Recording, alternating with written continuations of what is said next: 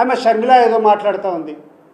ఏందమ్మా నువ్వు ఎక్కడికి పోతున్నావు, ఏం చేస్తున్నావు, నువ్వు ఏ పార్టీలో ఉండవు, అసలు నీ బాధ్యత ఏంది, నువ్వు కాంగ్రెస్ పార్టీలో ఉండవా లేకుండా ఉంటే నువ్వేమైనా చంద్రబాబు నాయుడికి చెంచాగిరి చేస్తాండవా?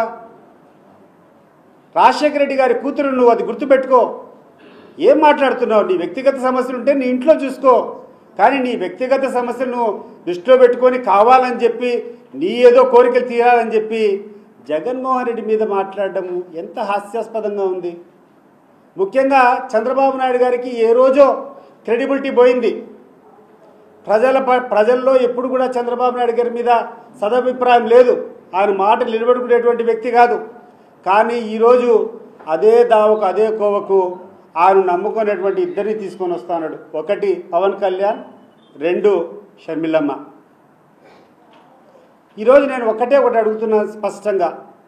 ఒక వివాదం జరుగుతూ ఉంది.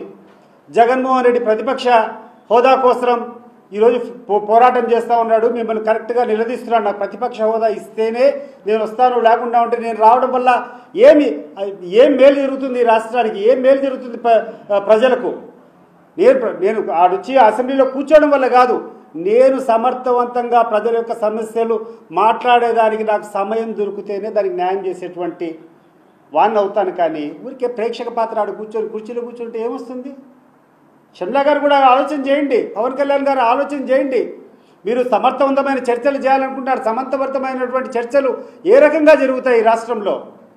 ప్రధాన ప్రతిపక్షం ఎవరు?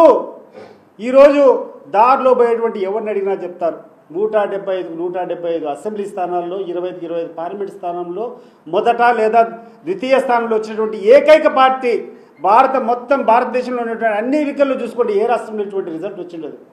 మరి ఈ పార్టీని కూర్చొని నువ్వు ప్రధాన ప్రతిపక్ష హోదా లేదు రాదు అంటే ప్రజలు దాన్ని సమర్థిస్తారా? Please subscribe .news.